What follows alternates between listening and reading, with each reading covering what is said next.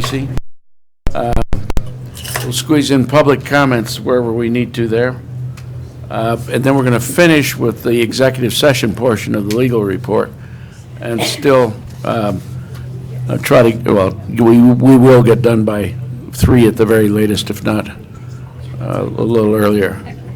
So if any one of our folks in the back of the room would summon Mr. Commissioner Pizell, tell him he's losing points off the clock right now. And we'll start with Tracy. Yep, welcome. Yep. Thank you very And much. maybe Tracy, tell us what your position is and what you do, or maybe that's part of this presentation. Sure, absolutely. Good afternoon, Chairman Pribble and members of the Commission. I'm really excited to be here today. Thank you. My name is Tracy Grip, and I am the Workforce/ADA/Youth Internship Coordinator for Colorado Parks and Wildlife. I've been in this position for a little less than a year now. Previously, I was working in the education section for CPW with the Schools and Outdoor Learning Environments program, the SOL program, which was really exciting to do for a couple of years to help coordinate that. And then I moved on over to workforce development, recruitment, and all the other titles that I mentioned. So today, what I'd really like to talk about is some of our recruitment efforts, and specifically some of the exciting things that we've been working on and are planning to do in the future with diversity and increasing diversity within our employee workforce. So without further ado, we'll go ahead and get started then.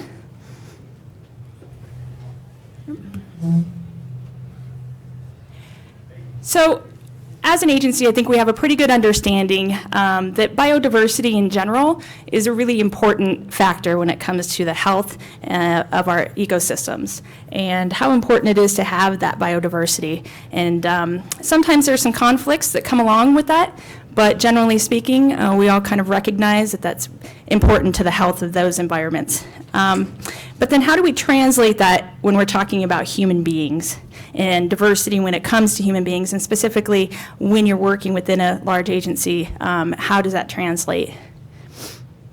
I think I'd like to just kind of start off then what diversity is, what it means. I think generally most people kind of think of it as gender and race or ethnicity is kind of the first things that generally pop into mind when you're talking about human diversity. But it really is kind of a broad range of lots of different things. When you're talking about humans, you're really talking about their identity, the difference in perspective and where they're coming from and what their different experiences are. And that can include a whole host of different things. And I think it's important to recognize that it's a very broad, when we're talking about diversity, it's kind of a broad thing, and can be complex, because human beings are pretty complex. But for CPW's purposes, we really want to focus on how are we going to define it? And more importantly, how are we going to define it in a way that is measurable? I think that was really key to when we were kind of putting together a definition, that we take that whole big thing and recognize its value, but bring it down into a piece that's really more manageable and workable. And in the way that we can legally ask certain questions, we wanted to make sure that that was vetted. And so we came up with diversity within our agency as veteran, disability, gender, ethnicity, and varying age classes. And so we kind of developed that definition to work off of. And again, this is something that can be measured through data, through human resources data, something that can be measured through surveys and things of those nature to create a baseline.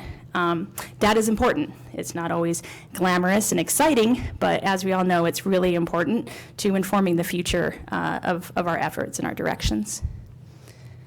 So because data is important to the future, I'd like to kind of take a look at some stats that I found from the State Demographer's website, who will be the keynote speaker at the Partners in the Outdoors Conference, a little plug right there, next week.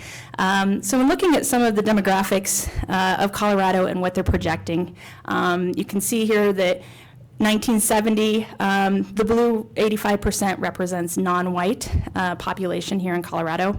The red represents the Hispanic or Latino populations, and then you've got the Black or African American and Asian and American Indian in that very small piece over there. So in 19... I think Yes. you meant to say the blue represents white, but you said Oh, not non-white. My apologies.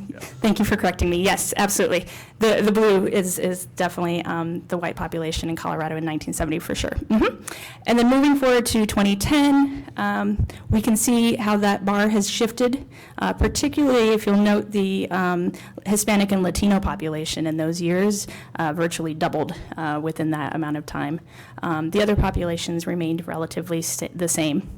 And then forecasting into the future, 2040 here, we've got, we're approaching at that point in time almost half and half when you're looking at the white population versus non-white population here in Colorado. So I think that these statistics are really important because they reflect what our future is looking like and going to look like.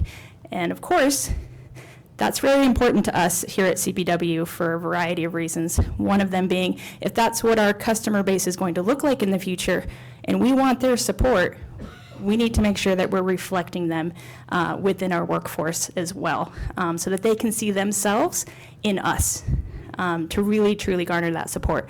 I think it's important.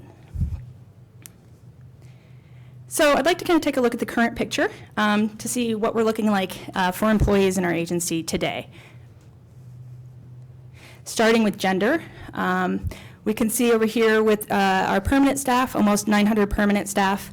We're looking at about 28% of those are women and 72% are men. With our temporary staff, there's almost 1,100 about total. We're looking a little bit better with our temporary staff, 40% women, 60% men. So what does this mean when currently women are about half the population in Colorado, give or take?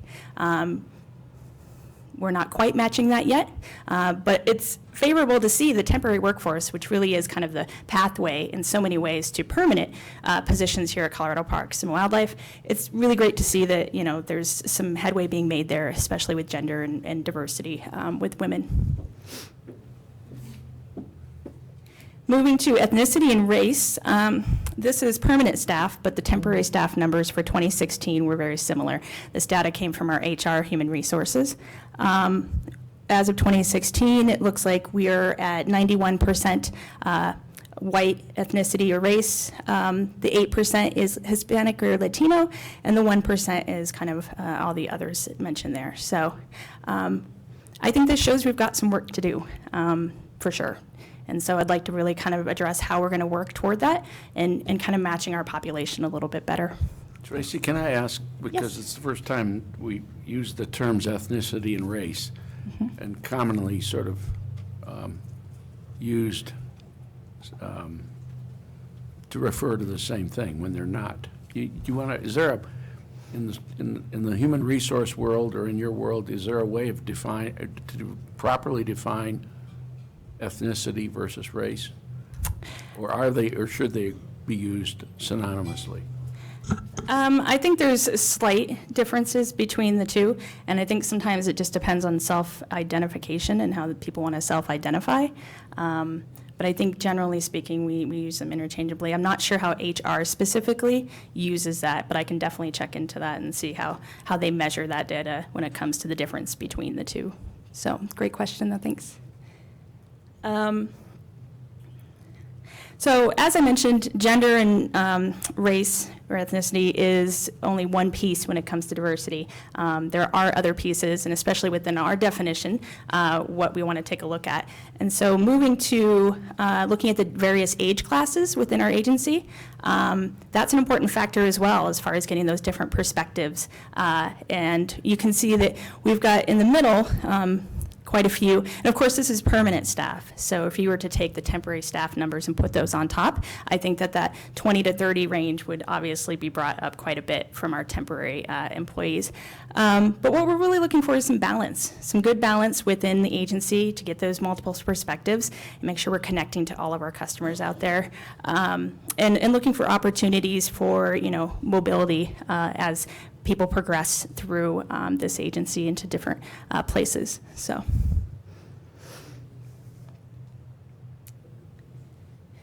So I just kind of wanted to do like a side-by-side comparison here for everyone, just to see again what we were looking at as far as what we look like today and what Colorado is looking like today. And we do see a disconnect for sure. And so again, we've got some work to do, but I think we've got some things in place that are helping to create that picture a little bit better. So really the question then becomes, how do we shift from white guys with beards? No offense to anyone with beards. How do we shift that picture slightly so that we can include a few more faces? And we still have our white guys with beards in the picture, which is great, and a mustache too. And then how do we shift that to include just a few different, other faces to make sure that we're being more inclusive and making sure that we're representing those populations a little bit more? So we are not alone in this issue. We are definitely not alone when it comes to what we call sometimes the green ceiling. There was a report that was put out a couple of years ago by a professor at the University of Michigan, and she polled about 300 agencies, different environmental agencies that are environmental nonprofits, governmental agencies, and grant-making foundations. And what they discovered was across the board, there's generally speaking 12 to 16% people of color within those agencies, and that ceiling has kind of held for quite a while. So this is not a new issue. This is not something that is ours alone to tackle. It's something that really is across the board within careers in the outdoors and careers in the environment. I think there was a ray of hope within that report, however. It did mention that there have been strides made when it comes to women in leadership roles within those organizations, which is really promising and something to build on for sure. But it does highlight again that this is an issue that is complex and difficult for many different agencies, not just us. So then the question becomes, how do we break the green ceiling? How do we address some of those barriers that are there that are preventing people from diverse backgrounds to becoming a part of our agency and to becoming employees? How do we break that? I think there's some significant variety of barriers that are involved with that. And some of our approaches are really to solve that and to help address that. So I think one thing is limited staff time. When I introduced myself, I had / in my title, which means I'm one person, can't do it all. But I think it's more effective when you bring in other people, especially people that are connected to those communities already.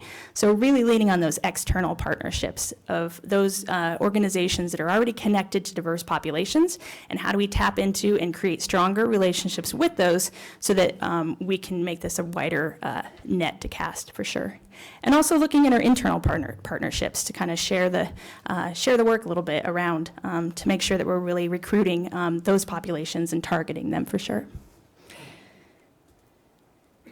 I think another barrier sometimes that we see is a lack of interest in those programs within college natural resource programs from people of diversity backgrounds sometimes. I think one way to address that is really to reach out at a younger age, to really instill that passion when they're younger, before they've gone to college, before they've made those choices to be in those programs. How can we bring those people into the passion of what we do so that they will go to those college programs and create some change there? And I think, there is a perception and sometimes a reality that some of these careers are low paying. And I think that that's difficult, and that's not necessarily something that we can control. But I think what we can do is capitalize on making a difference and showing how our careers make a difference in the world and capitalize on that passion. And I think that's a strategy that we can use and actually market a little bit better to capitalize on that passion that we're hoping to instill. And then I think it's really important to have some good channels and good communication with not only our State Human Resources Office and the efforts that they're doing, but also with colleges and those natural resources programs, and making sure that we are connecting and talking to each other to address this issue together. So I kind of wanted to talk a little bit about the difference between customer outreach to diverse populations and employee recruitment, because they are different things to some extent. They are certainly interrelated. To be successful, they have to be. But there are some differences, especially within CPW, on how those approaches are made. So for customer outreach, looking at events at various levels, so statewide events, this fall when we've got the expo, making sure that we're targeting those diverse communities and making sure that we've got interpretation and marketing that's really directed toward them, I think is really key. And those outreach things are for a broader customer base to ensure that we make sure that they care about what we care about enough to become customers and really know how to enjoy what we care about. And so I think employee recruitment is a little different. It's really taking that wide customer base and finding those few that are truly passionate about it, enough so that they want to devote their time and their work to us later on in life. So here I kind of wanted to demonstrate again that customer outreach efforts at a statewide level, at a regional level, you've got women's cast and blast clinics, you've got Spanish hunter education classes, you've got lots of various things that are out there to try and connect to those diverse populations and those customers. At a park level, you've got, that was Bar Lake, by the way, that was celebrating Mexican Independence Day. So you've got those types of events at a park level as well, a very local level. And once you casted that wide net to try and look at a broader customer base, then you're trying to funnel those few, like I mentioned, into becoming employees, to really representing what we do here at CPW. And so they are connected and they need to be tapped into each other, but they are slightly different as well. I also just noticed that that really looks like an olive, so I must have had martinis on the brain when I created that, I'm not sure. But hopefully that kind of displays the differences between our customer outreach efforts, which are definitely underway, especially the SOUL program coming from that a couple years ago. We're really trying to instill that passion in some of those communities at a young age, is 4th grade actually. So. And again, how do we take those outreach efforts and then translate them so that this picture here becomes our customer base and maybe one or two of these people actually become employees down the road? So that's what we're looking at for our future. So I want to talk a little bit about the Colorado the Beautiful initiative, how mostly it deals with trail access and connections, but there is a small part in there that does deal with diverse youth career education. And so I think that that kind of revitalized some of our efforts recently, last year in 2016. And so there's that initiative really kind of got the ball rolling on many ways. Although things were in place before, I think it re-energized it. So with that, we created a youth diversity pilot, which some of you may be familiar with already, and I believe I included in the packet previously that had some more details in there about this pilot. Some of the main objectives were surveys and data to establish baselines. It's important, again, to know where we're at and to be able to reevaluate later on what worked, what didn't work. So we really wanted to establish that. We developed temporary surveys for 3 parks specifically is what were involved with this pilot, Cherry Creek, Bar Lake, and Chatfield. So those 3 metro area parks were pretty much our guinea pigs with this program. So we sent out surveys to the temps there and to the interns to kind of gauge where they were coming from, how they heard about these positions, and what were our numbers at those 3 specific parks. Another goal of this pilot was also to expand our partnerships and expand that network for those partners that work with those diverse populations so that we can tap into them in our recruitment efforts. So we created some lists and really brought more people into the fold on that.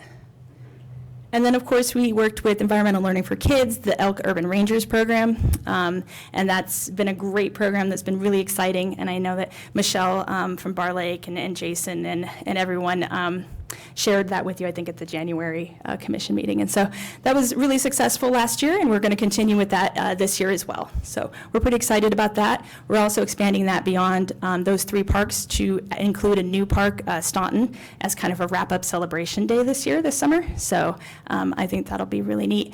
And the thing with Urban Rangers, which is really kind of a twofold great thing, is they get the education, they get the experience, they get to go and see what it's all about to work for CPW, but we get the benefit of having them as ambassadors in our parks while they're doing that work. And so they can connect, they can do public programs in Spanish if needed, if there's an audience for it, so they can really connect to those audiences in a great way.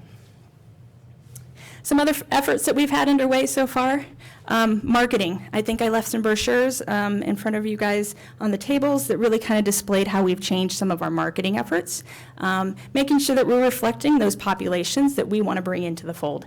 And so I think there's been some successes with that. Also with marketing, we're working on a video as well with the video production team to make sure that we're including that as well, just as part of our overall recruitment, but then there's some videos underway that will highlight and spotlight diverse people in those roles as well and their experiences here at CPW with our staff. We also do multiple career fairs around the state, our office, and then of course out in the field, we're always doing career fairs, but really taking a look at those school districts that are serving those populations and making sure that we're definitely a presence there is really key with those career fairs. And making sure that it's not just college career fairs, but high school and middle school even. Actually, middle school is a great place to start with that as well. Our work with the Youth Corps, we've had a good relationship with them for quite a while, and particularly in the Denver metro area, they've got pretty high diversity numbers within the Youth Corps as well. So making sure that we keep those pathways strong and making sure that we can do what we can to get them from the Youth Corps work into our workforce as well. Our youth internship program is a few years old now, and I think that's another great pathway that we can focus on when it comes to recruitment and bringing those youth interns into the fold and creating a pipeline from internships into permanent full-time positions through temporary positions and other ways. And making sure that we're marketing those internship opportunities really well and targeting some of those communities that are not the traditional channels of recruitment, I think is really important too. We did create a partner list for those job announcements that does include many of those organizations tapped in, as I mentioned, and we make sure that we send those to them when we've got openings.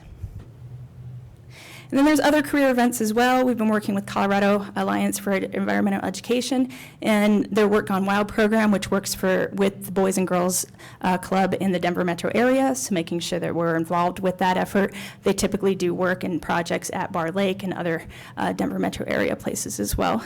And then we helped with developing the Careers and Natural Resources Guide through them as well. So, where do we go forward? What is the direction moving forward to make sure that we're meeting these things, as we've already seen is pretty important?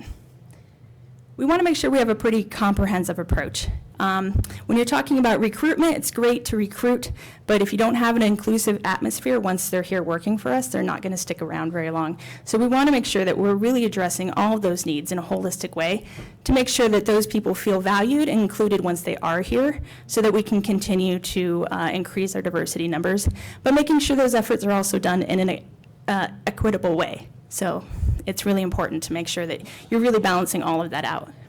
So what's our plan?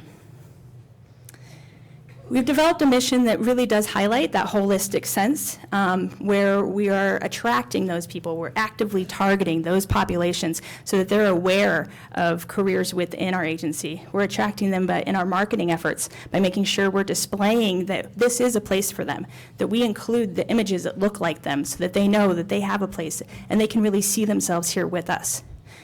And also making sure that we're developing those employees once they are here, as I mentioned. What kind of supports can we offer them to make sure that they're being valued, and retaining them, retaining that talent, that diverse perspective that really helps with innovation within our agency. And then, of course, what's really important, too, is measuring those accessibility, or that success, and making sure that we're accountable for what we're doing, and making sure that what we're doing is the correct direction and is actually working. Or if it's not, how do we move that direction, or move in a different direction if needed?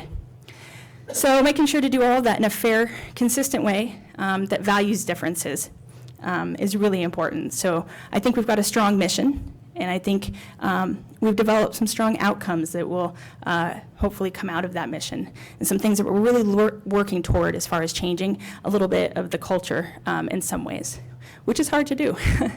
So with our outcomes, we really do want to focus on our culture. What is the image that we're projecting? So we do want to work internally with our marketing department, with our creative department, making sure that what we're projecting is matching our customer base. And that it's, bringing about a sense of respect and belonging here and celebrating the diversity that's already within our agency as well. And then how do we highlight those opportunities? How do we make sure that we're supporting those folks once they're actually here? And then, of course, leadership practices. How do we make sure that they're not just at entry-level positions and that we're supporting their career moves in an upward way? I think all of those are really important outcomes. How do we sustain this effort as well? So it's not something that's just coming from one particular initiative, but something that's really embedded into what we do as an agency every day. And part of that is through our strategic plan. So in Goal 4, one of the objectives, I should say objective, is recruit and develop a highly qualified and diverse workforce. So we've actually written that into our strategic plan to make sure that that's a priority. I think that's really important in sustaining this effort. And to that effect, we have created a strategic plan team, and so they meet regularly to make recommendations just overall with recruitment and retention, but with a focus and a lens on increasing diversity as well and how to address that. And evaluation. That's become a key thing within our meetings to make sure that we're evaluating constantly and making sure we're going in the right direction. And finally, that team will come out with some hard, solid recommendations that are really specific in ways that we can move in the short term and also toward the long-term goals. And so those recommendations should be coming out from fourth quarter in the next few months. They're currently being developed, but will be finalized soon. One of the strategies, as I mentioned before, is external partners. And we're already in the talks with and working with many external partners that work with these groups that we're looking at.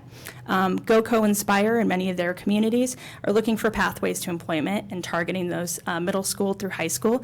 And so I've been in conversation with a couple of those communities already about how we can create some stronger mentorship programs and get a stronger connection between CBW and some of those high-need diverse population schools. School districts often have Career Connect programs, and so with DPS specifically, I've talked with them and Adams County as well. So those are some talks that I think are really promising in the future if we can materialize some of that and then expand it beyond just Denver. Elk Urban Rangers we've talked about. We do a lot of work with Elk. They're a great organization. Maybe possibly looking toward using some of our youth internships and making them specifically for particular organizations that work with those populations. Something to take a look at. Continuing our relationship with CAEE, and then emerging leaders is set for next year at the Partners in the Outdoors Conference, and how we can create a program that really highlights leadership skills within youth, and particularly diverse youth, and how we can capitalize on that further on down the road and bringing them in to our workforce. And the second strategy then is internal collaboration as well. How can we make sure that we're communicating how important all of this is to our agency and our success in the future and have that team approach? I think another recommendation will be creating a diversity and inclusion committee among staff here at CBW, making sure that we're tapping into the diverse staff that is already here and hearing their perspectives and their experiences and taking into account their recommendations as well. I think that having that committee be, targeted on this issue is going to be really important moving forward. And again, collaborative programs, making sure that we're capitalizing on the programs that are already existing, those outreach programs that I mentioned, the Cast and Blast, the events, all of those things that we're already a presence at, making sure they all have recruitment pieces within them as well, so that we're letting people know that there is great opportunities at working at CBW for sure. So I think one thing to keep in mind with all of this, since it is such a big, complex issue, is it does take time. It definitely takes a lot of time to create change and to move the needle and to really see a difference later on. And I think by targeting our efforts and really focusing on how important this is, down the road, the hope, of course, is that change starts happening. And sometimes you might not even be paying attention, but then when you look at it, you say, oh yeah, we definitely can see a difference. And that's really the hope here. So I've got a short video. Since it's after lunch, I know it's a difficult time, but hopefully this video will work to kind of highlight the changes over time.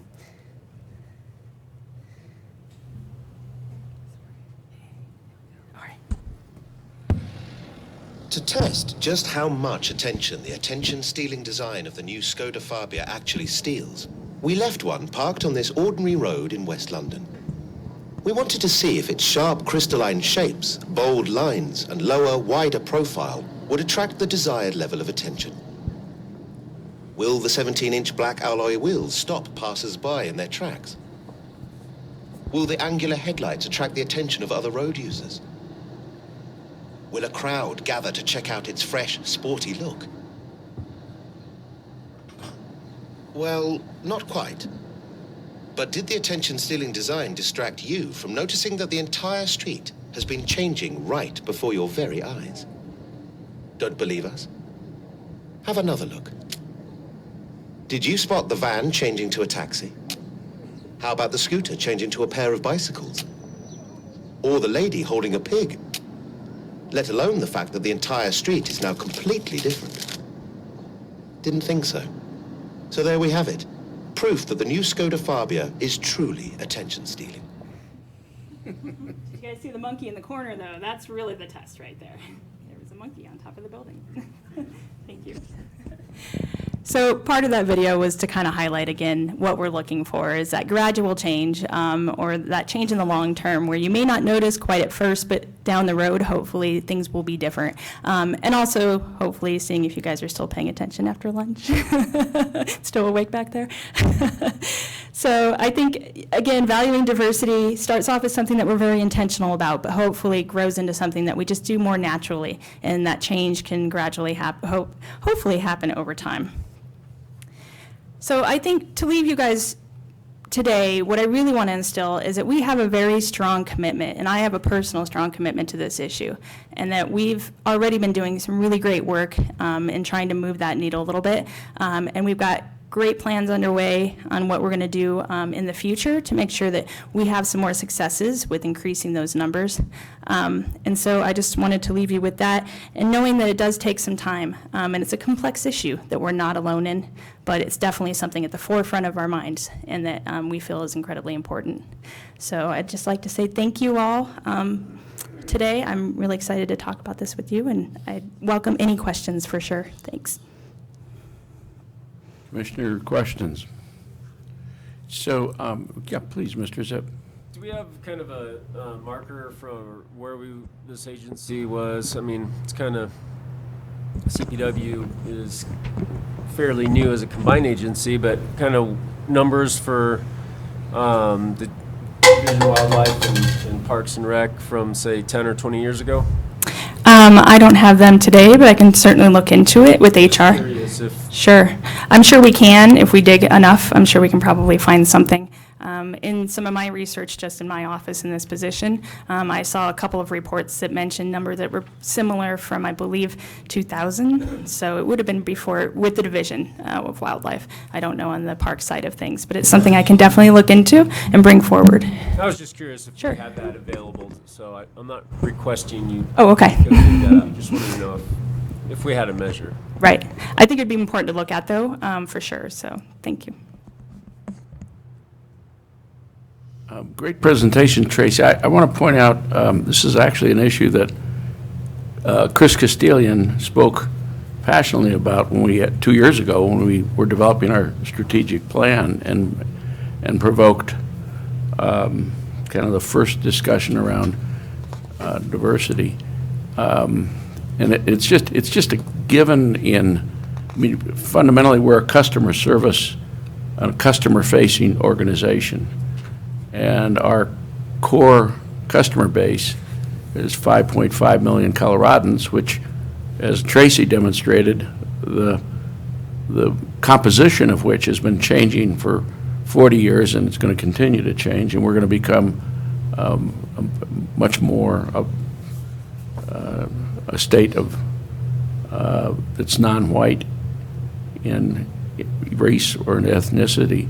And we've got to, if we expect to attract both the customers as well as the workforce, we've got to reflect that.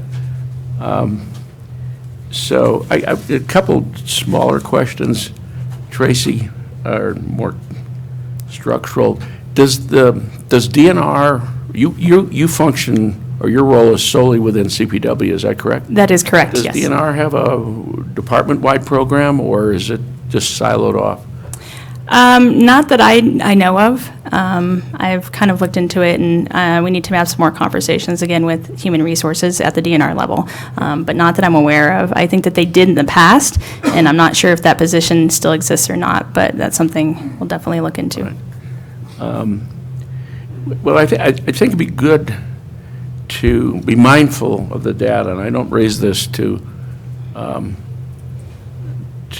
cast any aspersions on anybody, or, I mean, because it's a collective institutional issue, and I suspect that any of our employees who are other than white males have experienced it at some level or other over the years, and I'm seeing a regional manager, Pat Dorsey, in the front row, and I'm greatly pleased with that. But let me just throw out some statistics to remind you kind of where we are even present day. And this was provided by, and this is just rough numbers. Heather Dugan compiled for me last fall, upon request, what our trainee class composition was for the previous 5-year period. So from 2012 through 2016 trainee class, both wildlife trainees and park trainees. So in both categories, we had a total of 91 trainees, roughly same number for each side of the agency. Total number of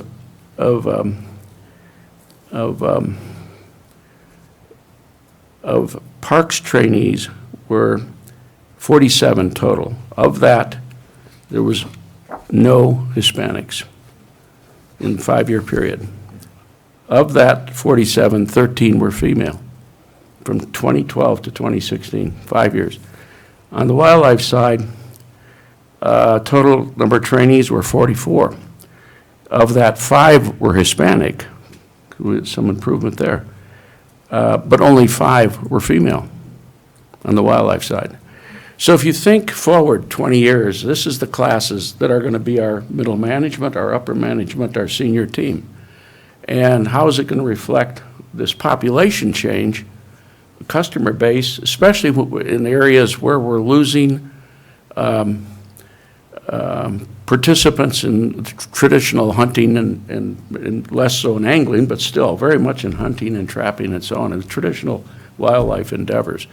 We've got to have some thoughts and actions around all of this, which I had several conversations with both Jeff and Director Broscheid about it.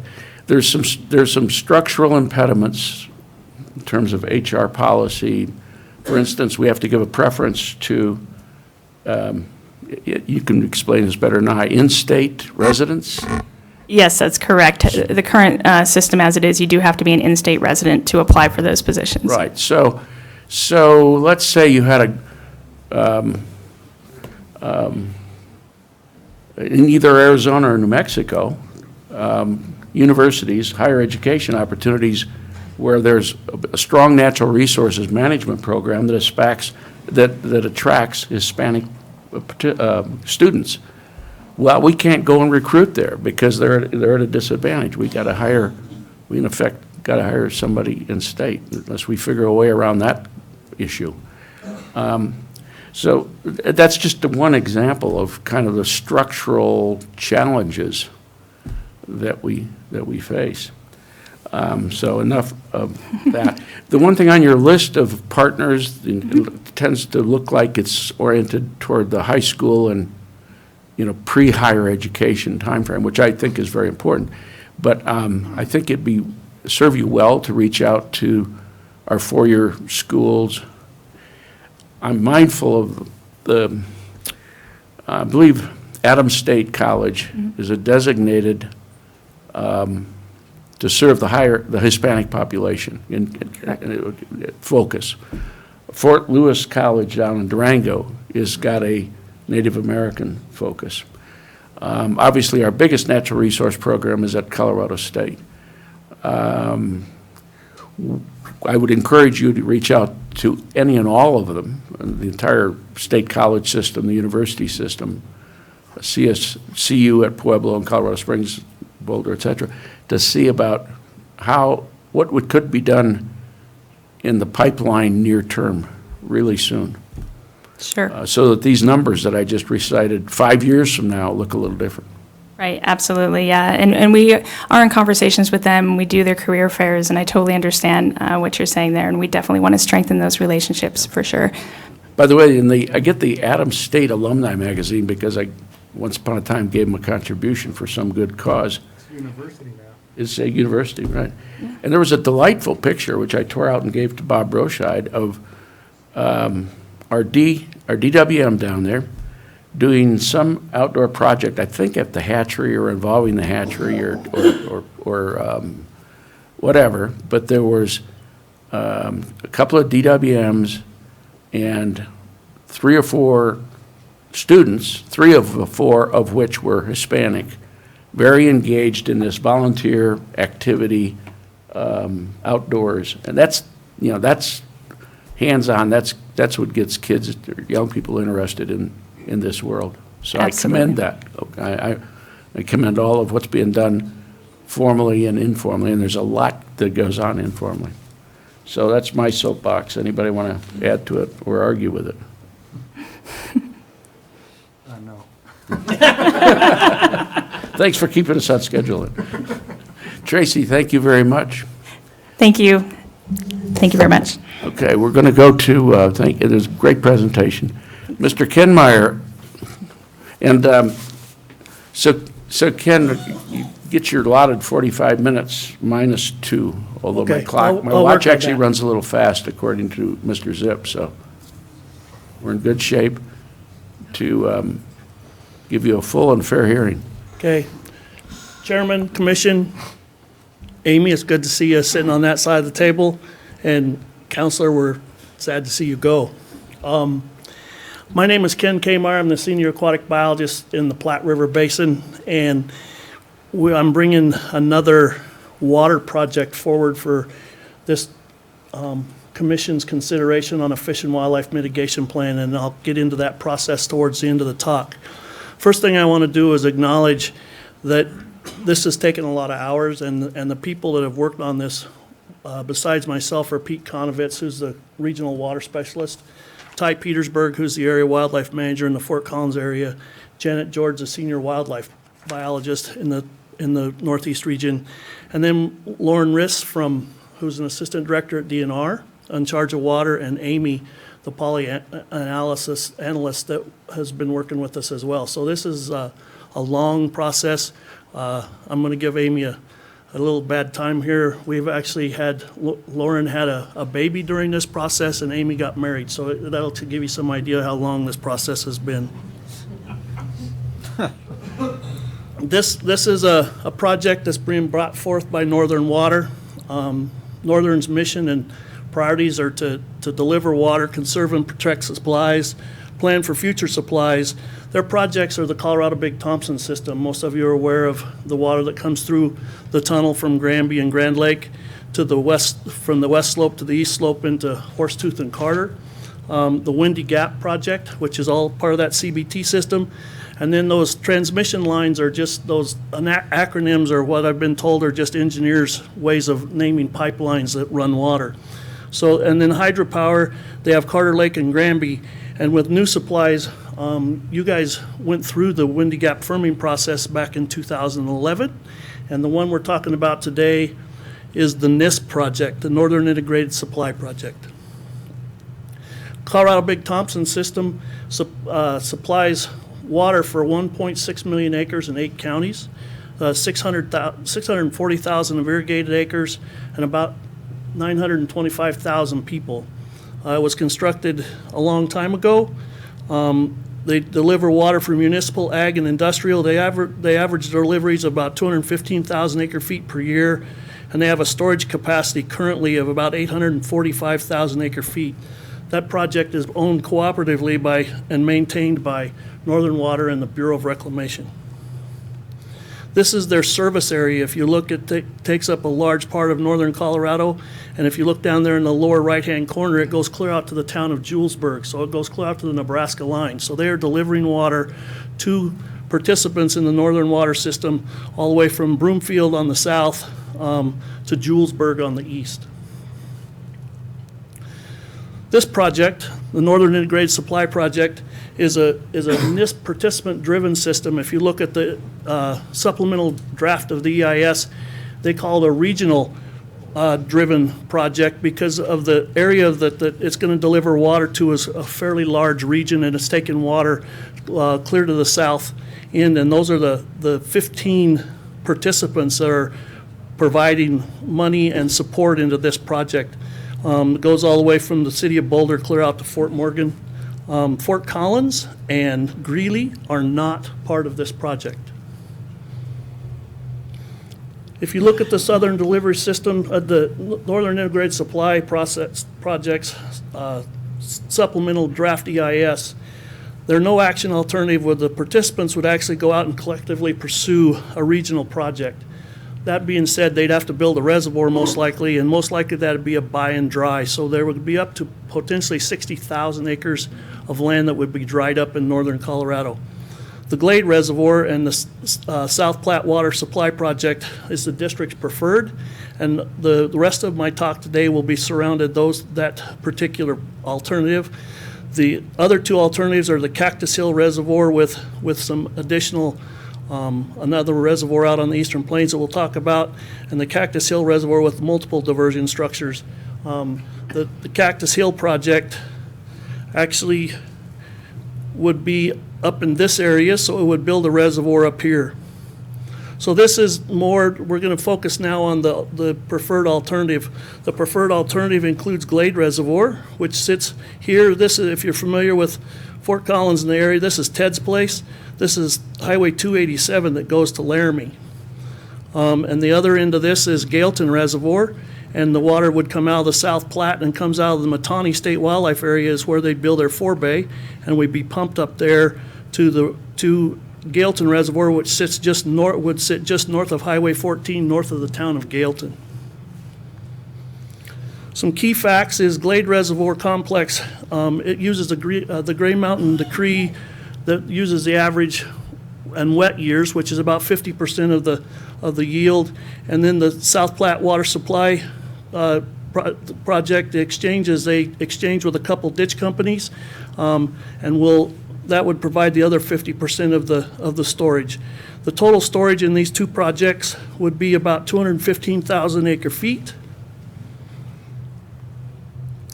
And as I said, would include these two reservoirs, the Glade Reservoir Complex, which would hold about 170,000 acre feet of water, and the Gailton Reservoir, which would hold about 45,000 acre feet of water. The estimated cost in 2017 was about $860 million for this project. And that includes conveyance, which we'll talk a little bit more. That's something that Northern has developed through this supplemental draft EIS as a minimization tool to try to relieve some of the impacts on stream flows. To hone in on this a little farther, Glade Reservoir will have a 280-foot tall earth-filled dam. All the material will be taken off-site. There's about 22 million cubic yards of material that'll go into that dam. It'll have separate inlet and outlet works.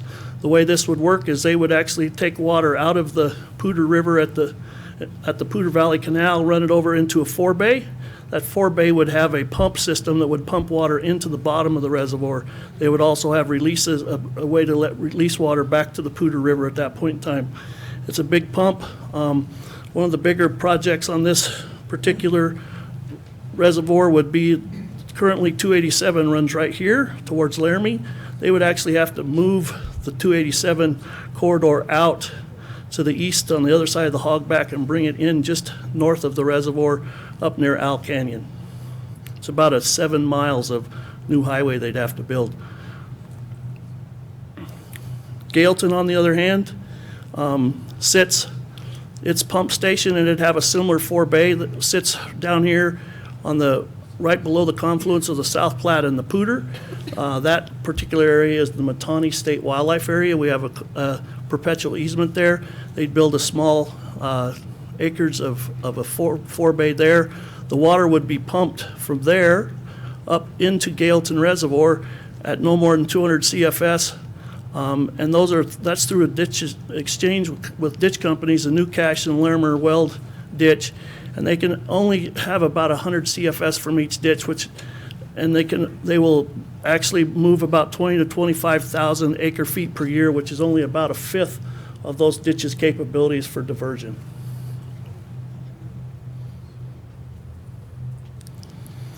We're going to jump a little bit now into the fish and wildlife impacts. Probably one of the more controversial parts of this project has been what's going to happen to the Poudre River. I want to just assure you that the Poudre River is not a pristine system as we see it now. If you look back in history, the appropriations doctrine that we live under as water rights in this state was really developed probably on the Poudre River between the old Union Colony and Fort Collins at that point in time, Camp Collins. And so it has a long history in water law. A lot of the controversy surrounding this project and a lot of the impacts come from the need that when the water's available to people like Northern to put into reservoirs is the same point in time that we get the high flows or the peak flows that run down this system and maintains aquatic habitat, channels, and all of the various things associated ecologically with the system. Peak flows are really important to the river because it maintains channel function, flood conveyance, aquatic and riparian habitat, and it cues aquatic life responses. Just from that statement, you can see that what people see as the ideal peak flow has a huge variance. People that are trying to protect riparian areas and the cottonwood galleries along the river see a different flow that is needed than, say, we might as fishery biologists trying to maintain spawning habitat. So there's a large variability in what people are looking at for a amount of water that needs to flow down the river. The other thing with peak flows, one of the most important things is there's three deals you have to worry about with peak flows. You have to worry about what that flow is going to be, what the timing of that flow is, because that timing of that flow is what cues a lot of the aquatic species responses, and the duration. So if you have a big flow for 5 days, that's different than having even a bigger flow for a day. There's a difference there, and so there's a high degree of variability between duration and flow that has to be discussed. During this supplemental draft EIS, we, along with other contributing agencies, had a discussion on flushing flows, and we actually spent about 1.5 years working with the Corps of Engineers and their third-party consultants developing a different approach to flushing flows. And from our standpoint, we're looking at flushing flows that would maintain the spawning habitat and aquatic habitat in the river. So we're looking at flushing flows that would actually move around gravels, the large gravel up to 2.5 inches in diameter. So that's what we're most concerned with. These channel changes are dependent on the sediment supply, and that's one of the other things that was a discussion topic with the Corps of Engineers, was how much sediment supply there was in this system. The supplemental EIS does predict that increased aggregation and channel constriction will happen. And by channel constriction, if you have been on the Poudre or think about it, most rivers as they run away from the mountains become bigger. A bigger drainage area means more flow. The Poudre actually acts differently. The most flow is at the mouth of the canyon, and it narrows itself, and we lose discharge as we move downstream towards the South Platte.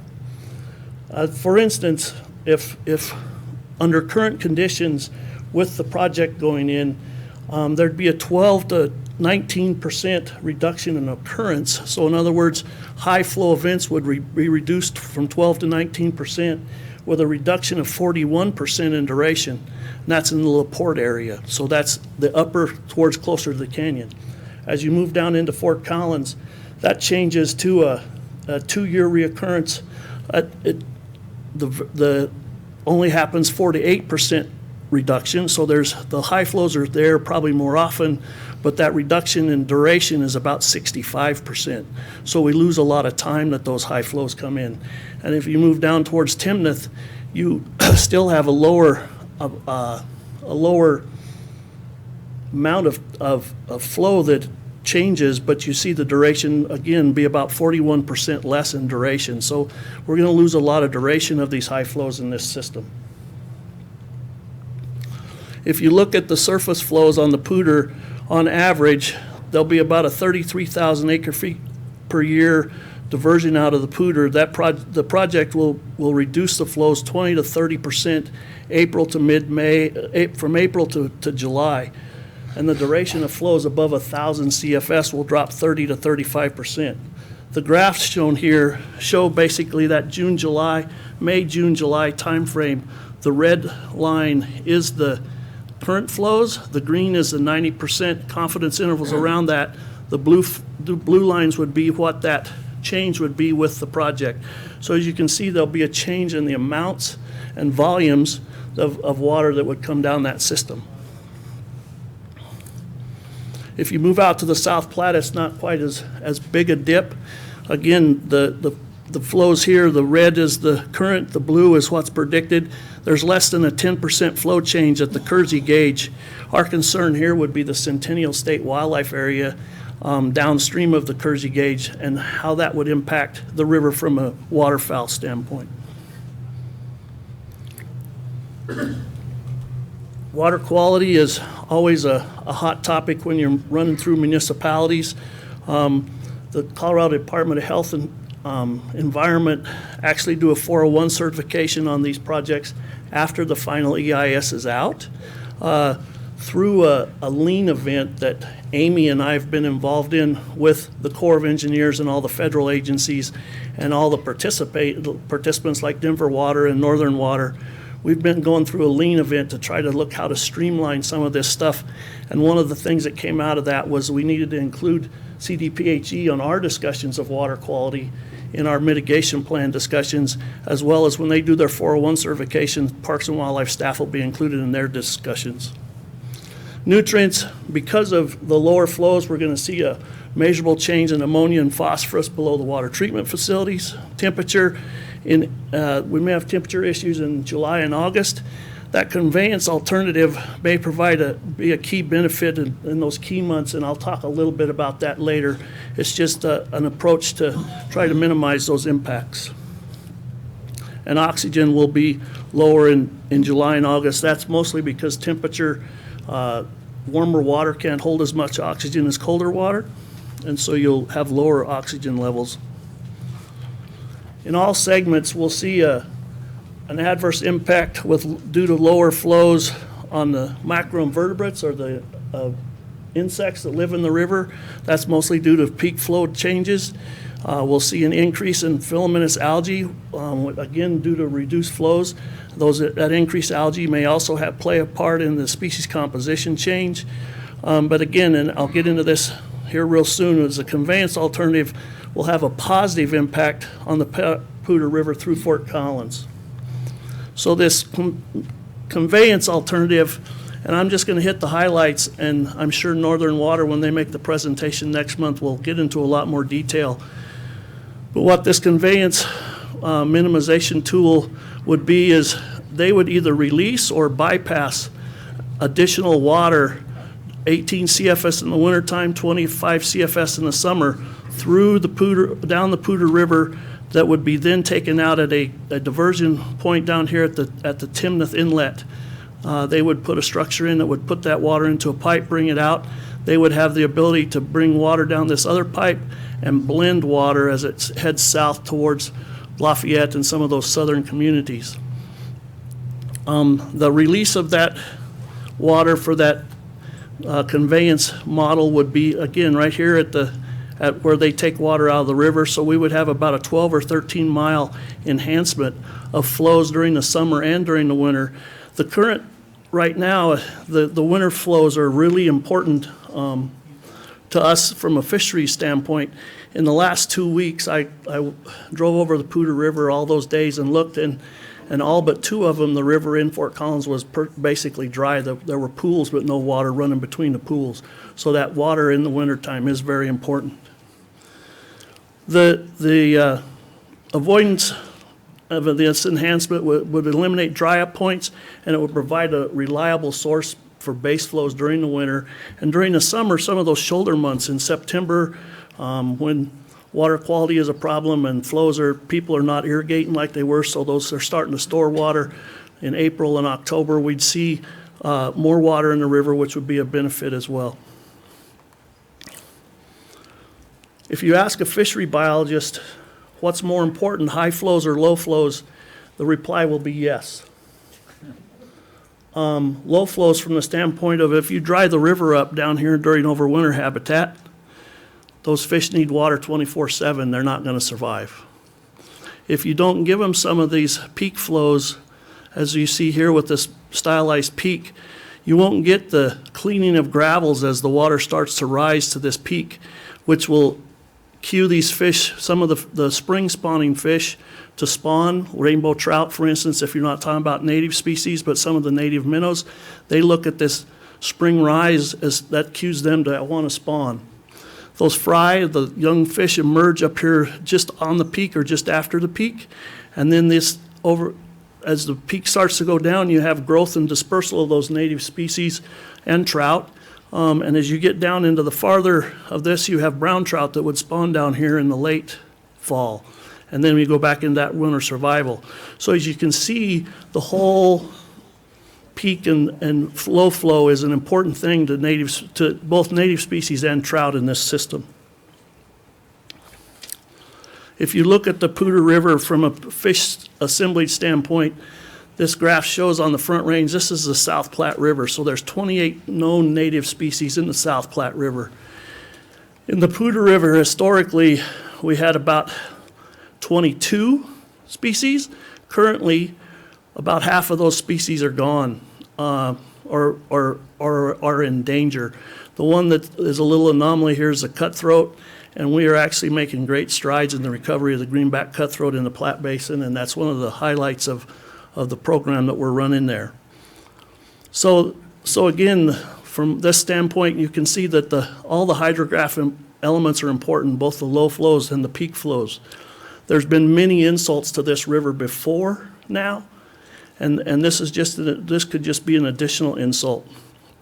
Half the native fish are gone or declining, and the downward trend continues according to what the draft EIS says. One of those problems is this is the Poudre system. There's 22 major diversions. There's 12 dry up points through this system. So in other words, as there's water comes down through this system, 12 of these diversions can dry the river up. As an agency, we'd like to get past that. We'd like to see fish passage. We feel that it's important from the standpoint of not only natives, but the trout that we manage in the river, that they can seek out the type of temperature, water quality that they want. What we're seeing is brown trout that will move downstream during the wintertime, and then with the higher flows in the summer, they'll move back up into the cooler water where they have decent aquatic invertebrates and habitat to get into. The other thing is if they get moved downstream and then they turn around and go back upstream and there's a diversion right there, they run into it and can't get past. So there are some major issues here. And as we move forward and get more into climate change could have a big impact on this as well, because you're going to see warmer waters in these rivers. And as you move downstream with warmer waters, you're going to start to see species changes. What we've really looked at within the agency, and if you were around when the floods of 2013, you actually saw me present this pyramid, but it's a great way to talk about how hydrology and hydraulics and geomorphology and physiochemical are actually what drives biology. And so if you have something that changes the hydrology, you may have to make changes in hydraulics or geomorphology to try to get the physiochemical so you don't lose up here in biology. If you just continue to insult these areas down here and don't do other things to try to create opportunities up here, you're going to see a drop in biology on the river. Now I'm going to get out of fish and get off to big game. the Glade Reservoir will be a large reservoir that will impact a large area from the standpoint, but we'll lose about 186 acres of winter range, or 18% of the winter range in that project area. That doesn't sound like a lot, other than we know that this elk population that ranges right here from where Glade is up onto Livermore Mountain is a non-migratory elk herd. We documented that in the 1990s. So if we start to hem them in and don't give them a way to move around, that'll have a negative impact on them. Mule deer, we lose about 16% of the deer winter range in the project. Deer being a little more herding type animals, if you remove an acre of habitat, it's not just one deer that uses it. There's a herd of deer that probably use that, so that's an issue. The pronghorn lose about 25% of the winter range in the project area. Most of that's out by the Gailton Reservoir. Again, there's more open space out there, probably less of an impact at that point in time. Part of that impact, this is Glade Reservoir. The area bounded in red is State Land Board. CPW currently has this under lease for hunting access, as is this over here around Seaman. Glade Reservoir, if Glade Reservoir is to be built, Bonner Peak is a 35-acre ranchette subdivision. You got Highway 14 down here to the south. Seaman Reservoir, there's an environmental impact statement being created right now for the enlargement of Seaman Reservoir that would make this reservoir about 60,000 acre feet of water, so it's much larger than that.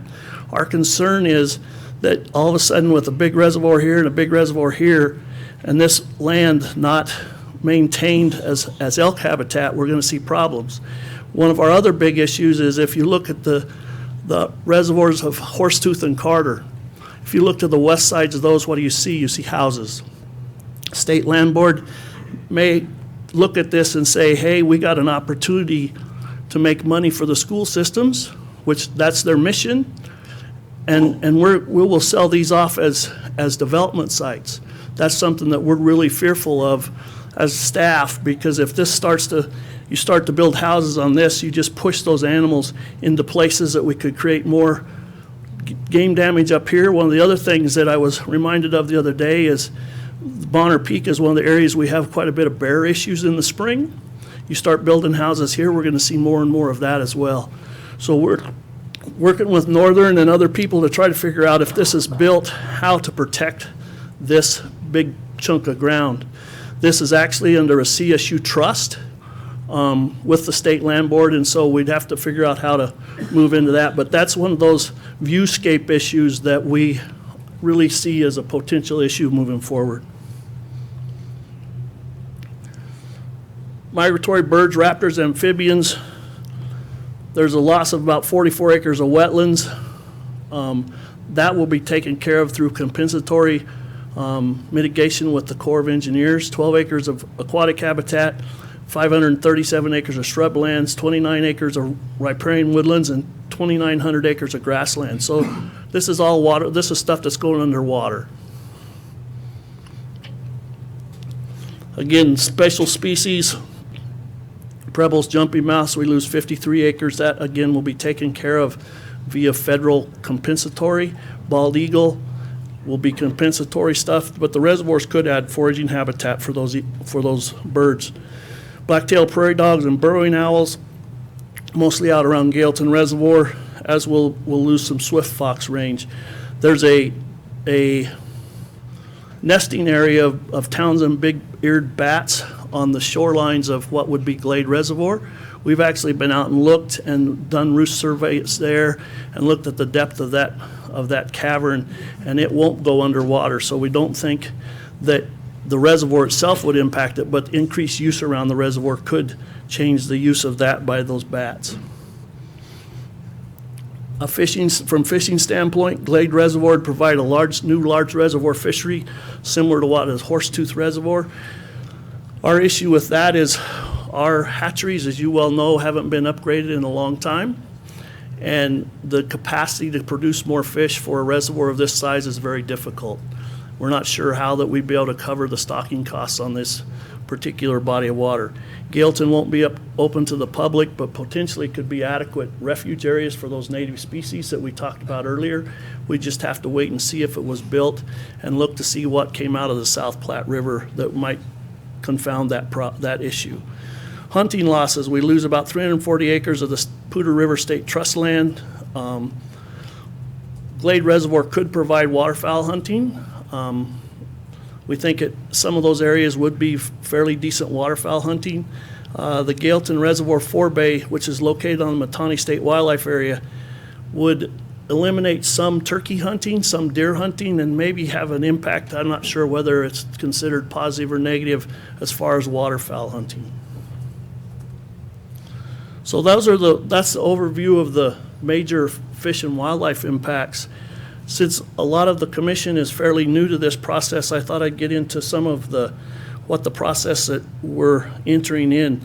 Under the NEPA, there's requirements for mitigation of fish and wildlife through the Fish and Wildlife Coordination Act.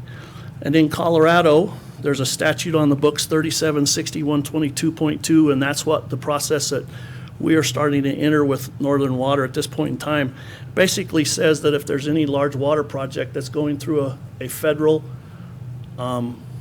review, has to develop a fish and wildlife mitigation plan to be brought to this commission. And the key word here is reasonable. So this was put on the books and really put into place for this reasonable, how you mitigate these things for fish and wildlife impacts has to be deemed reasonable. Once this is completed, if it's passed through this group and through the Colorado Water Conservation Board, that becomes part of the Fish and Wildlife Coordination Act under NEPA. So we would report all this to the Fish and Wildlife Service, which would utilize this as part of their Fish and Wildlife Coordination Act report in NEPA. The 376122 flow chart is basically what happens is next month in June, Northern Water will come in and make a presentation to this commission of their mitigation plan. That sort of sets a clock on this commission of 60 days. There has to be a judgment rendered from this commission in 60 days whether to agree to or to deny the mitigation plan. Because we'll get into this a little further in a minute. Once we get out into that, the applicant and the commission either agree or disagree on that 60-day point. Either way, if this agency would deny the plan, it goes to the Colorado Water Conservation Board. If they pass the plan, it goes to the Colorado Water Conservation Board.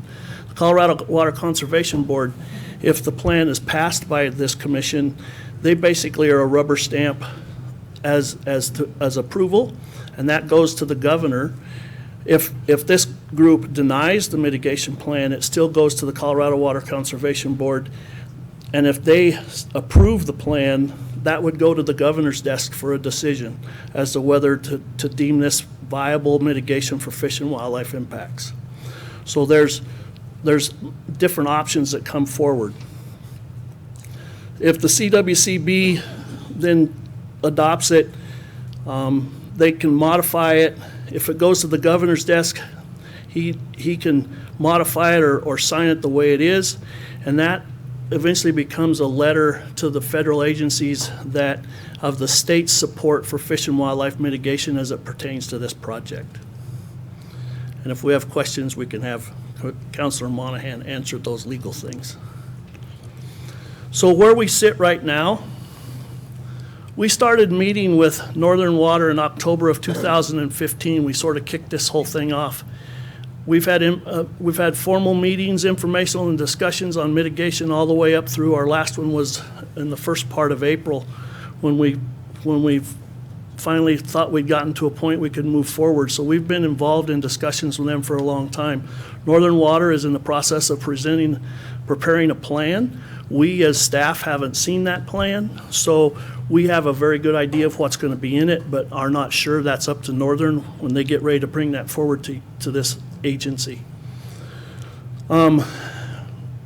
There's a couple other things that go here. They can put enhancements in there to make it more enticing for approval. They prepare draft agreements.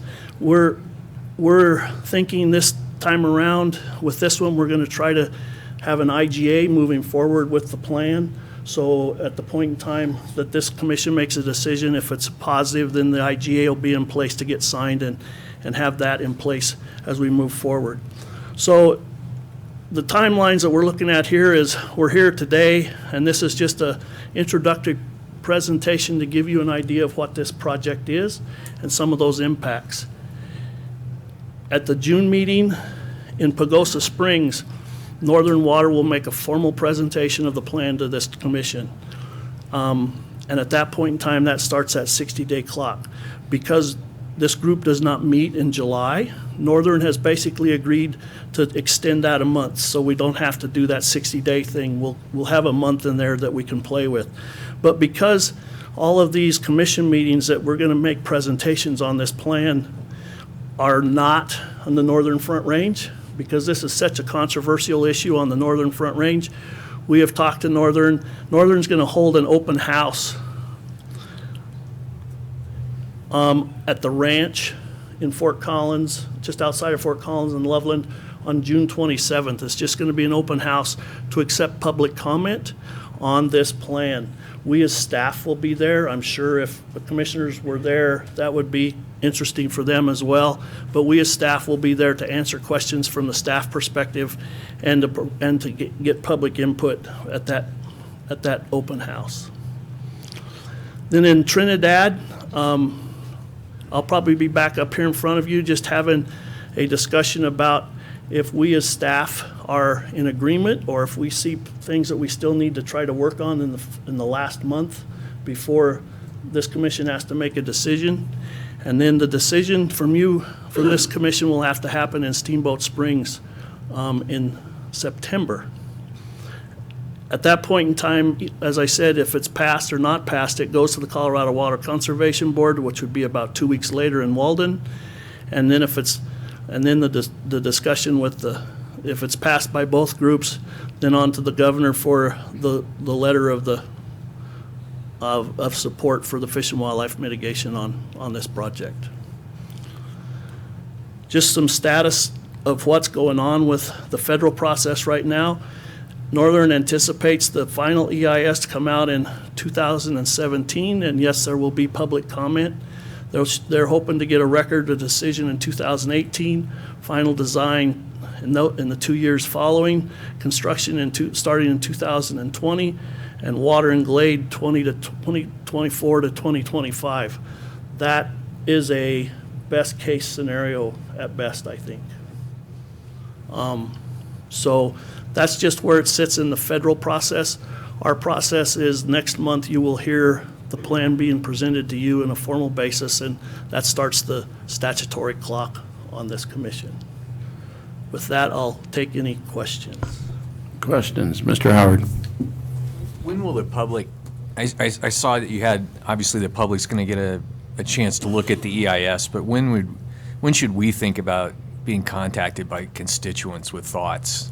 My anticipation would be as soon as the plan is presented to you, it will be made public. So in June, when they make the presentation, then it actually is a public document, and the public can make comments at that point in time. I can tell you from previous times we've gone through this, you will start getting comments at that point in time up until the time in September when you have to make a decision on this project. Historically, with this at the meeting in Trinidad, when we kind of provide a staff response, there's generally a fairly large block of time that's set aside for public comment at that point in time. That being said, it being far enough away from northern Colorado, that's what we see as a potential issue.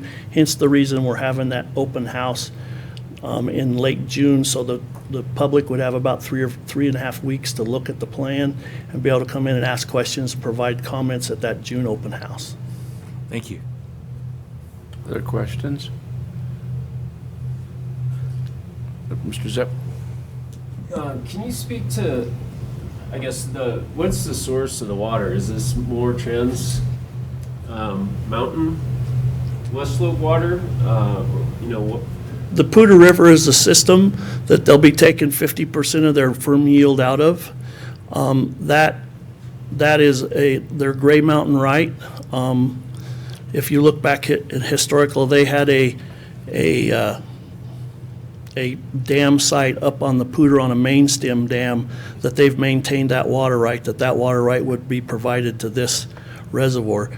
I believe that it's mostly Poudre River water. Correct? My sources at Northern say that's correct. And because they have such a large contingent of trans-basin water coming through the CBT system, this will be Poudre River water. That's what the water rights entail, both there and on the two ditches that they'll exchange with, are native basin water. This is a very over-appropriated system. Somewhere in the neighborhood of 95 to 101% of the water's diverted, of the native water is diverted out of the system, out of the river. And the ultimate use for this water? Mostly municipal. Mostly municipal. Yes, sir. Other questions? Mr. Kenmeyer, at what point or what time frame does this agency and this commission have the greatest leverage for mitigation? That's question number one. And then question number two, is there any lessons to be learned from the mitigation negotiation with respect to Moffett and Windy Gap? The answer to the first question, Chairman Pribble, in reality, I've been talking to Northern about this project since 2002. I think I've had some influence in that process, the conveyance model. I think CPW had a large influence on that model being developed. As we move forward, I would say that our ability to influence mitigation, once that plan is presented to this commission, if you as commissioners see things that you would like staff to look at and work on, I think that's a great time for us to be able to engage with Northern and have those discussions, because that's sort of once we get down to this point, we are on a fairly tight time clock, and it gets really dicey.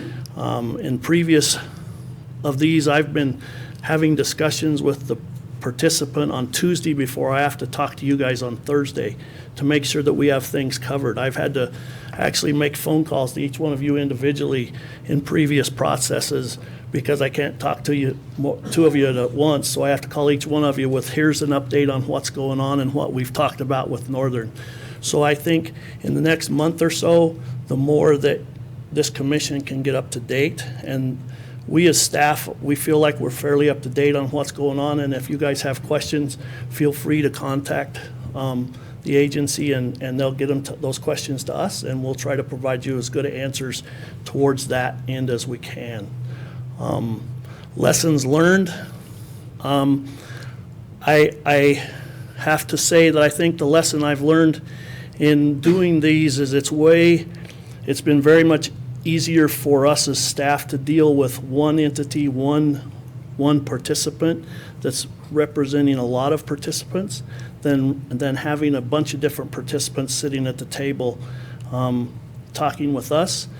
I think taking our time and discussions on these projects, lessons learned was that we really need to dive into that environmental impact statement as we did, and really look at the different methodologies that the federal agencies and their third-party contractors utilized in the analysis. Like on the peak flow analysis, we had a fairly heavy impact on how that was redone. So we get to see data that provides us the best information for us as staff to help make decisions on which way to head as mitigation is concerned. I've got a follow-up question. Do I interpret go to your slide on CRS 376122, the flow chart. Does the CW CB have the ability, if, let me present a hypothetical situation. If this commission and you and the staff negotiate acceptable level of mitigation, does CWCB have the authority or power to diminish that, or to lessen it, or modify it and to lessen that mitigation, or not? I'll answer, but I'll probably ask Councilor Monahan for his interpretation as well. I believe that if this commission passes the mitigation plan that is presented to you, or modifications that we make prior to you guys having to make a decision, if you pass that document, CWCB does not have the ability to lessen that document. Basically, that's a rubber stamp. If we deny it as an agency or as a commission, we deny it, then CWCB has the ability to modify, or they also have the ability to deny. And if they deny, then it comes back to us again to go back to Northern to have some discussion. So, That's essentially the process. okay, so conversely, does the CWCB, and is there any history that they've done so, ever strengthened or attempted to improve a mitigation for wildlife and fish? Not in my tenure, no, sir. So CWC, we are, this body is, You're in it. this agency, we are the only thing that stands between all of this habitat damage and damage to this river. Right, and that's why staff has been meeting with Northern for almost 2 years If to you, have those discussions. yeah, if you interpreted an editorial comment there, that's fine. I'm glad that, pardon? Yeah, it certainly is. Any other commissioner questions or discussion? So this is, I'm just for, I think, looking around the room, maybe Dean, I think Dean was there with Windy Gap and Moffett. Anybody else? That was done about right at the time we were merging. I think some of the then Parks commissioners actually sat in. I'm not sure if any of those, you might be. I was one of there in Salida, I believe it was. Right. And this is, I can't, it was like a real eye-opener, folks. This is one of the most important things we do. I mean, if you look at the degradation of the river and the over-appropriation of this river and what's going to happen to the habitat, in our statutory responsibility with respect to wildlife resources of the state, this is one of the most important things we do. So I'd encourage all of you to really get educated on it and talk to Ken and his staff and seek out, because this is a big one. That's, anybody else questions? Mr. Zip? Just a general comment, and that's regarding, to me, the cost of this project is close to $1 billion, and if this project goes like a wide variety of projects, whether it's residential, commercial, monumental, government, it's probably going to be, we'll probably run over budget rather than below budget. So the question in my mind is where, as the population grows, in Colorado, there's going to be more stress put on our water resources. Where does our focus in improving water conservation and our yield from each surface acre of water, whatever unit of measure you want to use, where are we making improvements? Just asking your professional opinion. I know the governor, has mandated that we've got the statewide water plan, and there's some funding that's going into that, but when I look at the scope of this project, and maybe you know, in the water world, $1 billion maybe isn't that much, but it seems like a huge amount of resources going in to build these reservoirs. Where there's got to be room for improving making that gallon or whatever unit you want to use go further. Can you educate or just update the commission as to what's going on? I can tell you back in the Windy Gap and Moffett projects, we talked about water conservation at length with both Denver and Northern. Northern Water does have a conservation program in place, and I think if they're listening, sitting back here, what they're hearing is they might want to put something in their discussion with you next time to explain what their water conservation program is, because I'm not really 100% sure what it is, so I don't want to overstep my bounds there. I also think that the water efficiencies are becoming more and more in some of these larger cities with what they're requiring for different watering times, how many times you can water your yard, things like that. I will tell you that on the Poudre River, for instance, I went to CSU in the 70s, and that was when there were still car bodies that were considered part of the edge of the river. That's gone now. I think as a society, we have a society that has a much larger understanding of the value of the rivers running through our cities. And in Fort Collins anyway, I would say that that's one of the hurdles that this project is going to have to get through is that the people have placed a very high value on what it means to have a river running through the city. And I can tell you that in my tenure with the Poudre, when I first became the biologist on the Poudre in 1987, there were a few big trout caught on the river. Now we have as much fishing pressure on the part of the river through the city as we do in the lower Poudre Canyon. So the value there has gone up, the fishery has gone up. So I think we've made some small strides as far as the river is concerned from an ecology standpoint. The city of Fort Collins is right now doing a river health assessment that they're going to give a grade to the Poudre River here in the next few weeks, an A through F, just like we got in school. And it'll have different attributes that that they will look at. Some of that would be the flushing flows. Some of that would be the species combinations and species composition down to the aquatic invertebrates. So I think there's a lot more being done towards that, but I think that, as I said, I think you'll probably hear some of that from Northern next month in their presentation. I'd be interested to hear what's being done there, and I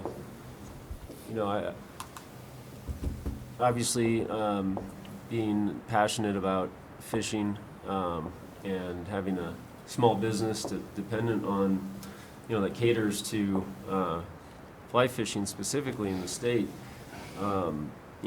It's no secret that Colorado's great outdoors is what is causing people to want to move here and live here. And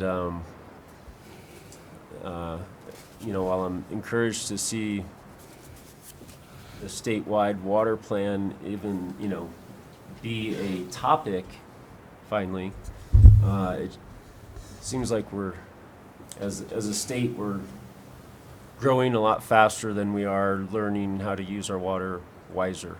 Right, and we're just predicted to double in population on the Front Range in the next 25 to 30 years. So maybe as DNR as a agency,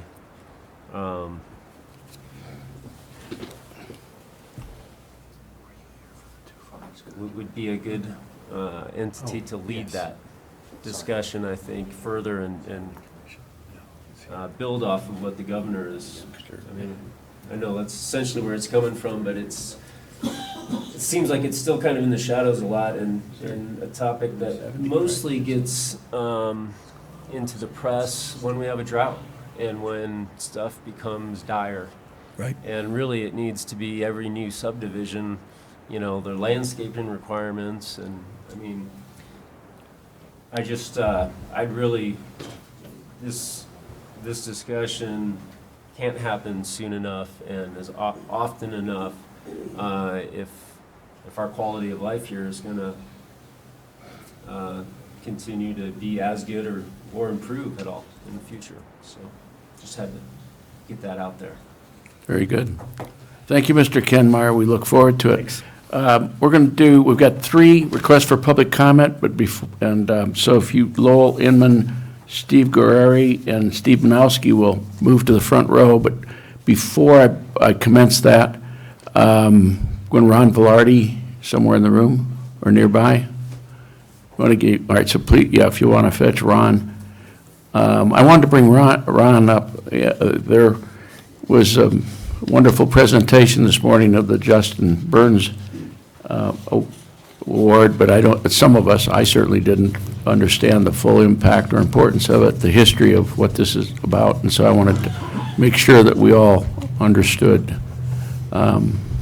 So, Ron, please. Chairman, Commissioners, and I thank you very much for giving us this opportunity, and the reason that we didn't bring it up when it was initial is it's pretty emotional for both, not only obviously Michael and myself, but for the parents. And so I thought it'd be better just explain, because I've had commission and I've had members of the audience that are asking what the deal is. So Justin Burns is the individual, and he was a youth that was killed while he was archery hunting by a muzzleloader hunter, okay? It's the one instance on the Grand Mesa.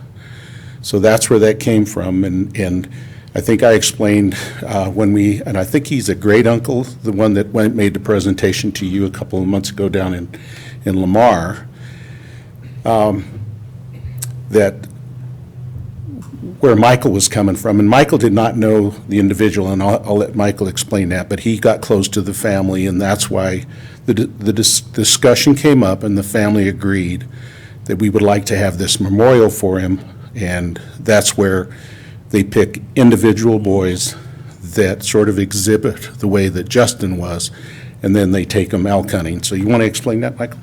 Yeah, it was just more of something to make it a special memorial, maybe try to turn it into a positive, some kind of memory for that family.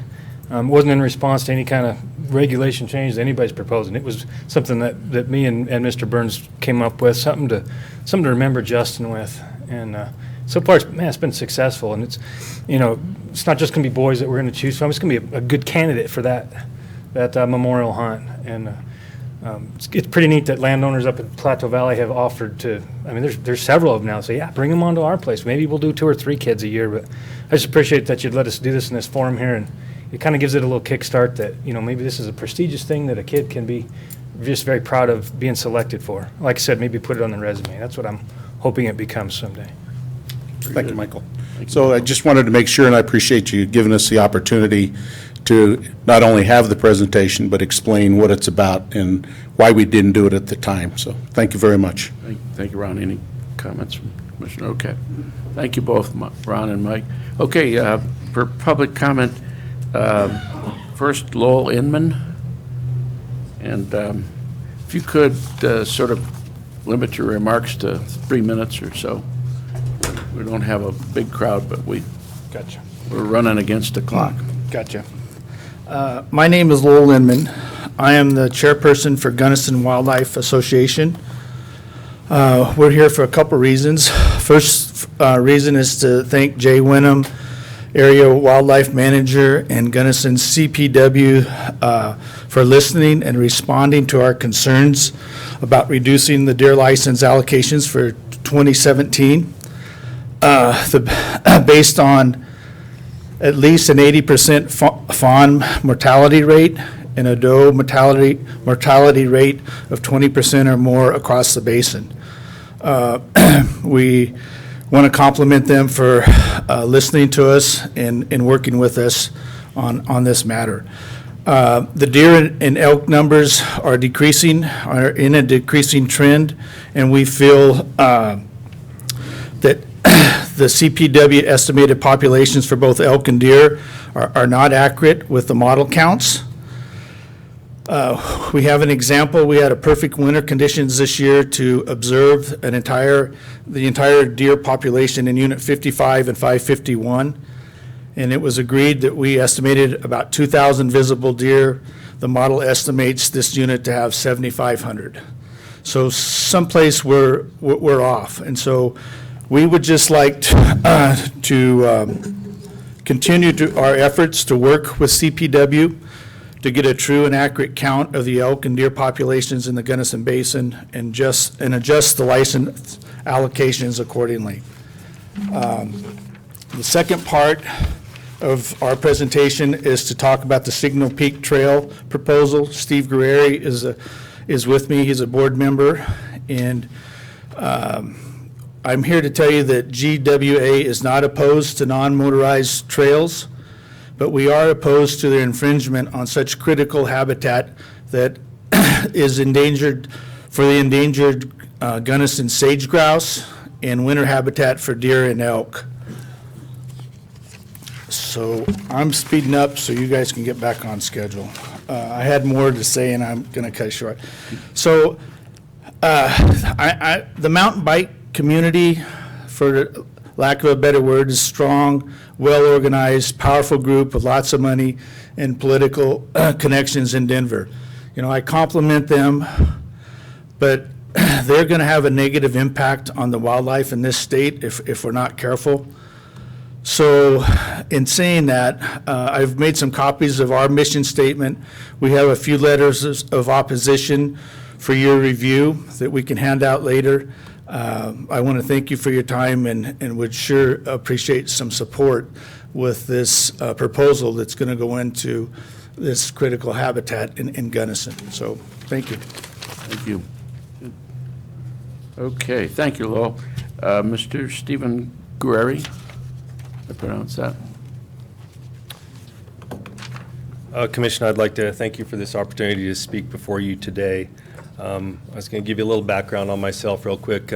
My family's been ranching in the Gunnison Basin since the late 1890s. Livestock producer, we have a small outfitting business. I've been a member on the HPP committee in the Gunnison Basin since 1999, and was a board member on the Gunnison Ranchland Conservation Legacy for several years also. But I'm going to talk about the Signal Peak Trails proposal. I don't know if you guys are aware of what's going on with that. That was just, BLM had a public meeting last week to roll that out for their 30-day comment period. But first I want to read you just a little excerpt out of this document that is from the Gunnison County Community and Economic Development Department. And this is, the subject is the Gunnison County Baseline Report. It's real quick. And this is the current trail infrastructure. Excuse me. Gunnison County is home to a vast trail network. There are approximately 750 miles of mountain bike trails in the county. Crested Butte Mountain Bike Association lists approximately 167 miles of mountain bike trail that they advocate for in the Gunnison, in the Crested Butte area. The U.S. Forest Service has 1,200 miles of trails in the Upper Gunnison Basin unit of the Gunnison National Forest. These trails serve a variety of users. Local OHV outfitters list over 2,000 miles of ATV, Jeep, and four-wheel drive trails in the Gunnison Basin. There are an impressive amount of miles of trails which reach every corner of the county. As you can tell, we have a vast amount of trails that our recreationists can use in the basin. With recreation growing at an alarming rate in the state as a whole, Gunnison is experiencing the effects of this drastically. We have distribution problems with our elk across the landscape, in the high country all the way down to the river bottoms. We have livestock producers that have animals, elk, on their property in the middle of the summer, in the middle of July, when they should be in the high country. So we are experiencing severe impacts from recreation as a whole. So now I'll get on to the Signal Peak proposal. Basically, we have about 7.5 miles of trail. This area is right next to town. It sits just north and east of the town of Gunnison, and is part of a critical winter range for mule deer and is an active sage grouse area. We have 3 leks in this area right now. 1 is active and 2 are historic leks. So there's currently 7.5 miles of trails that are user created that are not a part of the BLM system right now. And then there's another 7.5 miles that are part of the BLM system. What they want to do is enhance those 15 some miles, and then they want to create another 20 miles of trails. And these are mountain biking and hiking trails. So this is specialized interests. It's not going to be for motorized use or anything. It's going to be specialized use in this area. The concern comes from the area of, we have a threatened species, the Gunnison sage grouse in this area. And it is critical winter habitat. According to CPW's numbers, half the deer in Unit 55 winter in this area per CPW aerial flights from 1999 to 2005. So it is a critical winter range. Currently, the BLM told us at the meeting last week that they will not fund any of the construction of these trails. They will be not participating in funding any of the maintenance of the trails or any of the spread of noxious weeds in this area. The group Gunnison Trails will be responsible for that. So we have great concerns over allowing management of our public lands that has critical wildlife habitat to a special interest group. Basically, we have a lot of concerns, but that's just the start of it. So we're here today to just inform you about what's going on with this trail proposal. And we're encouraging the Wildlife Commission to get educated about this and participate in this process because it does have lasting effects for our wildlife across the landscape. Does anybody have any questions of me right now? I don't think I have anything else. So I would just suggest, both for Stephen and Lowell, I'm assuming you're talking to Pat Dorsey and her staff. Yes, sir. It's not clear what our jurisdiction is or authority. We do have 2 trail construction maintenance grant programs. One is non-motorized and one's motorized. But unless there's an application from some outside group to compete for those funds, we don't see it until there is such an application. And if it's solely on federal and private land, I'm not sure what our ability to intervene might be. But I think it's something we can ask Pat and her team to keep us well informed on. And if there is an intersection of our capability or authority and responsibility, we'd certainly be sympathetic to be educated on it. I don't know, Pat, do you wish to say something? Yeah, I'll just say we'll accept that and look forward to working with the Gunnison Wildlife Association. I'm excited and encouraged by their involvement in this process and keep the commission and the director and leadership informed. So I've already talked to Amy about this too, because we intend to be a cooperating agency with the BLM on this one. Good. So That'd be great. Can you tell us, Stephen, how much of it's private land, how much of it's public? I cannot give you the exact details, but the majority, I do have the map in my book there, but there are some trails, I believe, that go through some private land, but this construction is going to be taking place on BLM lands. And our concern goes to, we're talking about fragmenting more wildlife habitat. We have a threatened species that we have, right, on this area right now. You're probably all familiar with the Gunnison Basin to some extent, but all of our critical winter habitat lies right around the city of Gunnison.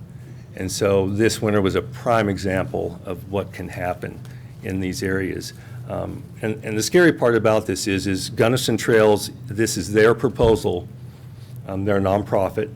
This was not created by the BLM. It was created by this nonprofit organization that is desiring more trails. And in their master plan, once they get this accomplished, they want to move on to an area just north and west of town, which is the Antelope Creek area, that they want to create another trail network right within that critical winter wildlife area. So it's just concerning the compounding effect that this is going to have on our wildlife in the long term. Sure. Well, I personally, and I think I speak for the commission, I'm very grateful that you bring it to our attention. I mean, we are individually aware of growing intersection between wildlife, or mountain biking and wildlife, as well as motorized and wildlife, and the deleterious effects. So it's something that we need to keep front of mind. Any questions from the commission? Okay. Thank you, Stephen. Thank you for your time. And now we have Steve Banowski.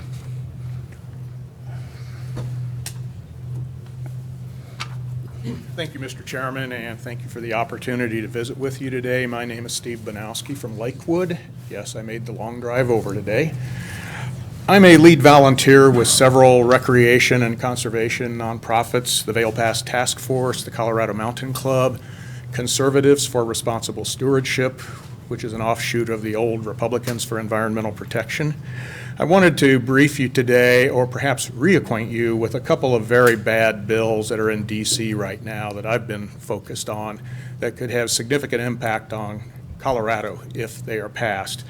The worst of the two is H.R. 622. I don't know how many of you may have heard of it. If passed, it would remove field law enforcement authority from the BLM and the Forest Service and turn that over to the states in the form of block grants, which ostensibly would be passed on through to county sheriffs. And I won't create any scenarios for you. You can create those in your own mind of what happens if county sheriff's offices who don't have experience in resource management are asked to patrol the backcountry.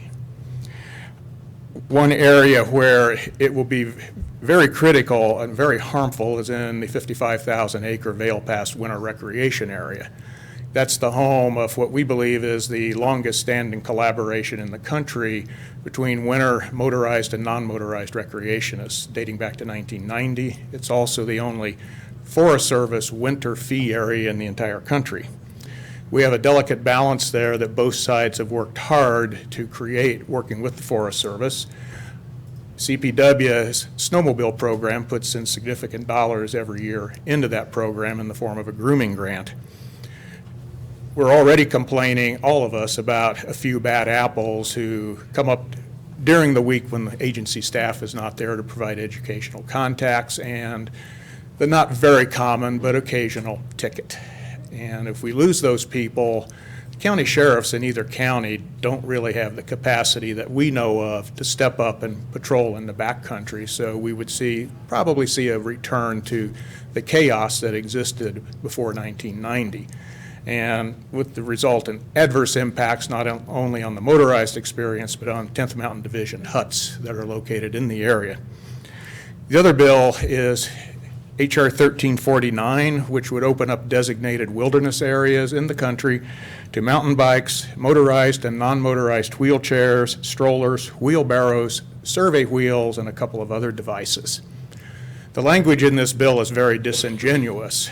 Wheelchairs are already allowed in designated wilderness and have been for many, many years. Survey wheels are done for administrative purposes and are generally allowed also. The latest word I had yesterday from Congressman Polis's staff in D.C., and the Vail Pass area is in the 2nd Congressional District. Nothing is happening right now with either of these bills. There are no new sponsors, no plans for hearing. 622 is a creation of the fellow from Utah, Jason Chavez, who is not going to run for re-election next year, he's decided, and may leave early. So maybe that's a good sign for us. He already pulled his H.R. 621 bill earlier this year that would have sold off 6 million acres of federal public land nationwide. I see I got the stop sign. My ask to you on this is simply to be aware. I don't know that this commission has the authority to take a position against a bill on its own, but certainly DNR does. And if these bills happen to be moving forward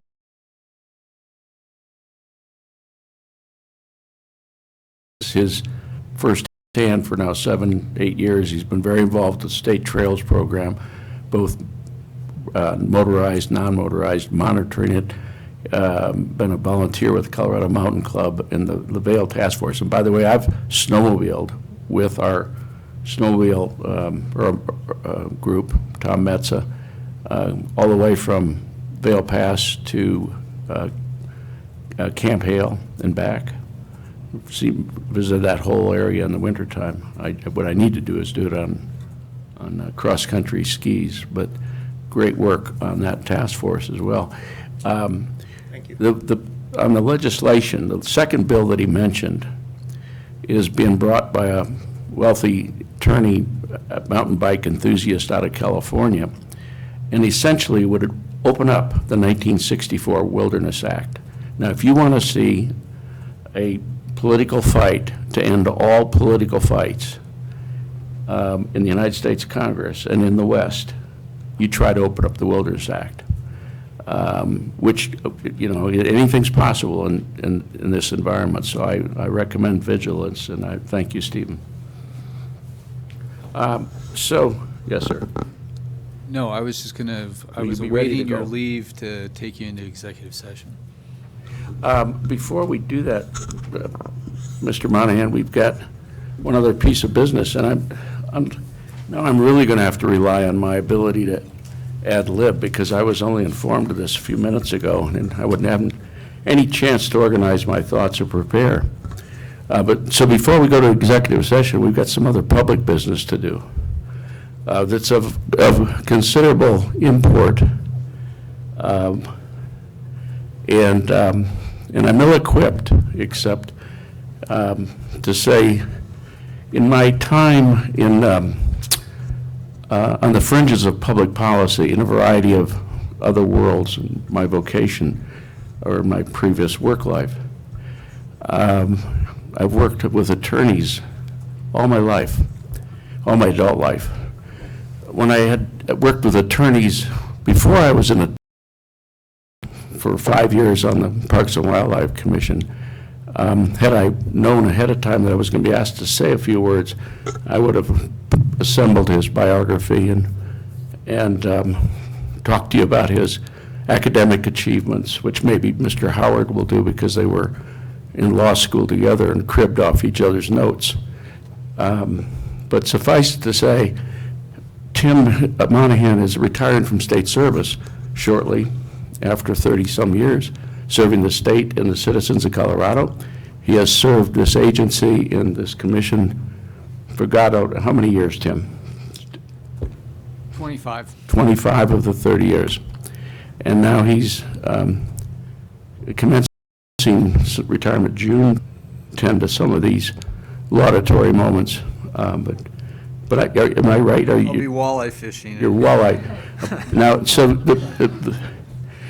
there's a certain irony. Colorado regards the walleye as an invasive species, right? But in Minnesota, where both Tim and I grew up 33 miles apart, he in Rochester, Minnesota, and I in a town called Owatonna, the walleye is venerated like the elk is in Colorado. We're going to take a public moment to speak well of Tim and to present him a gift, which I'll ask. Whoa, we have it. You already got it out here. Good. Tim, why don't you come on up here, because I can't lift this.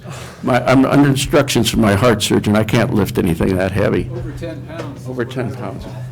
So please join me in commending Tim Monahan for 25, 30 years of service to CPW.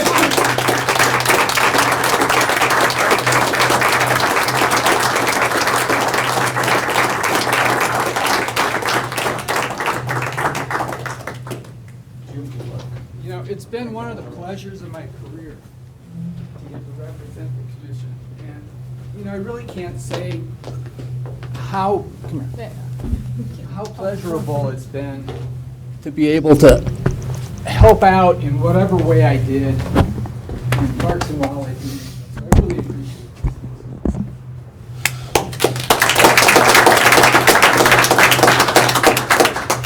That was the briefest he's ever been. So, I don't, now, You're supposed to say nice things. I see, yeah. So if there's any other commissioner who'd like to say anything good or bad about Tim, and then after we finish that, we're going to clear the room except for appropriate staff to go into executive session, which will be brief, and then we're going to get on with our tour of Highline State Park. So any other commissioners? Mr. Bray. I'll be brief. Again, this caught me a little bit of surprise because I thought I'd have this opportunity in June, but it's been a really great pleasure to work with Tim. On my previous Wildlife Commission experience, they had to set me right next to him because I was in trouble 99% of the time. No, that he- 100% of the But his counsel and his advice and his fortitude to me to stick with it when I was under personal attack a few times, and his counsel and advice for me to stick with it and stick to the process, and he stood behind me all the way, and I never forgot it, Tim. Thank you. Anyone else? Okay, Mr. Monahan, if you want to take us into the next step, or the last agenda item. Thank you, Mr. Chairman. We previously talked about the legal report, and there's one matter that I do want to talk to the commission about in executive session. That is the Wildorf Guardians versus the Colorado Parks and Wildlife Commission, case number 2017 CV 30219. It's pending in the Denver District Court. I would just like to update the commission with regard to the legal proceedings. It requires a supermajority vote, actually of all 8 of you, to go into executive session to discuss the case. That gives us Yeah. a move to go into executive session. So Commissioner Zip moves, do we have a second? Pizell second. Let's see, we don't need a roll call. Oh, yes, we do. He wants a roll call. Roll call vote on the executive session. Ray? Yes. Howard? Yes. Heisel? Yes. Vihel? Yes. Wingfield? Yes. Zimmerman? Yes. Zip? Yes. And Chairman Pribble? Yes. Motion carried unanimously. Mr. Monahan. We're in executive We're not session. online, are we? Or we're offline? We offline?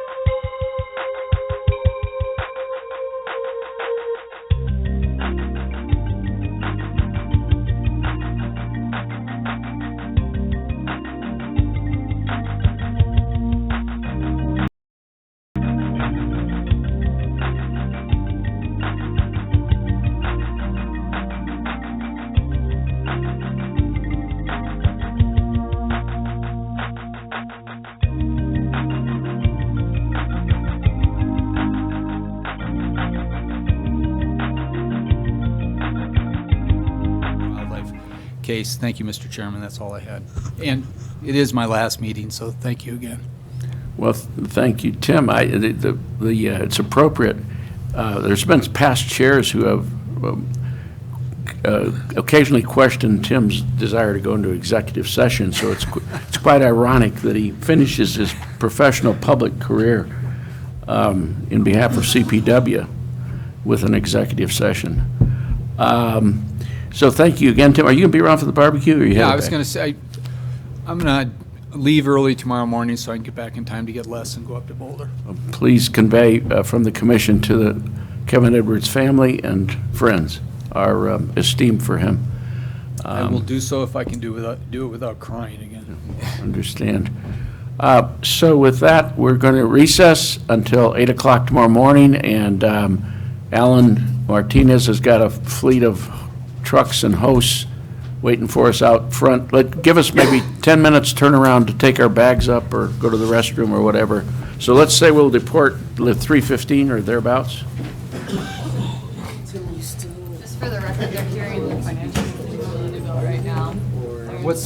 I think what's going to happen is that